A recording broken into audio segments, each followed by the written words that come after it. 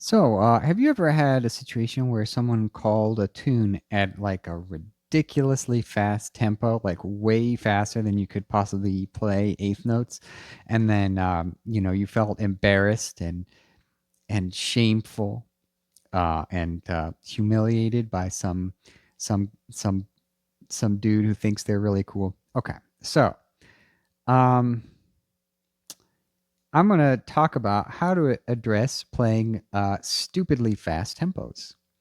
Um, That way, you never have to worry about it again. I'm not particularly someone who can play super fast on the guitar. I've never really been, prioritizing that in the way that I play. But I don't worry about it if someone calls a crazy fast tempo. So I'm going to explain why and how you deal with it. Um, First things first, I'm going to talk about. Let's say I'm going to put my metronome on here. Let's say I'm going to play a Cherokee, and because that's the fast tune people always call. Cherokee is relatively not a super like harmonically complex tune. I think that's why people can play it fast. Right now, I have my metronome set to 194, and that would be like every other quarter note, every other quarter note. So um, this is almost 400 beats per minute. Um, it's like really fast, obviously.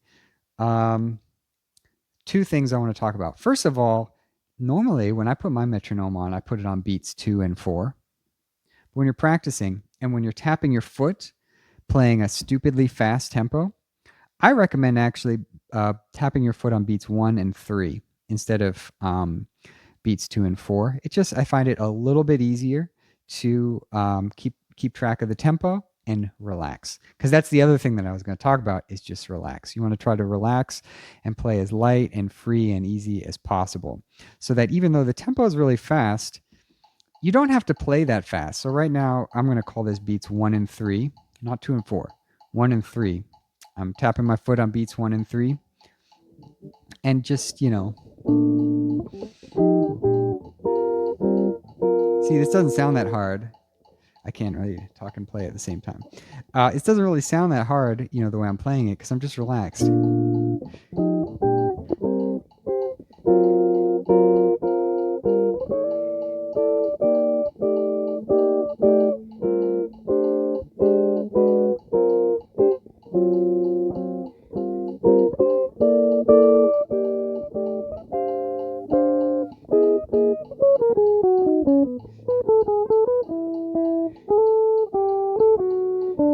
And that's another thing, is when you're improvising,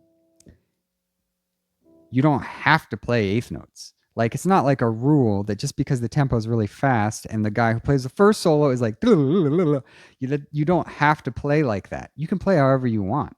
So as long as you can keep the form, and you almost think of this as like 1 2 3 4 1 2 3, but the chords just go by twice as fast. One.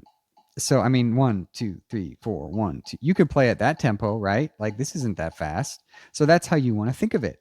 Think of it as a tempo that you are comfortable with, and don't let the other musicians pressure you into like feeling like you have to play eighth notes all the time. You can just like never play eighth notes if you want to.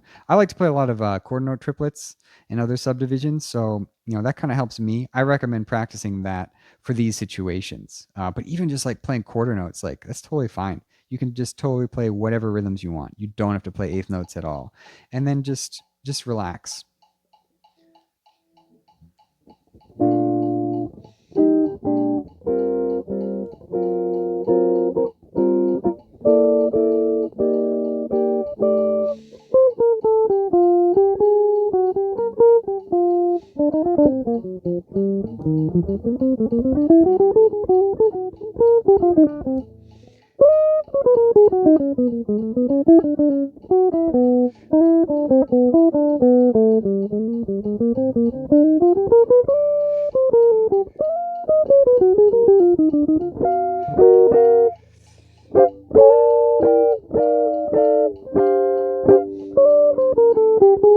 And maybe you have like a lick that you can do really fast.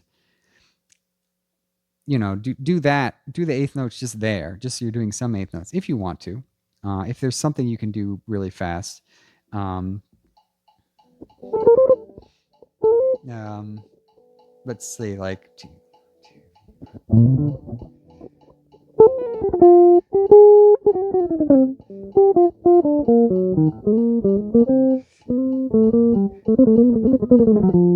see, this is like so fast for me. Like I can't even do like anything with in eighth notes at that tempo.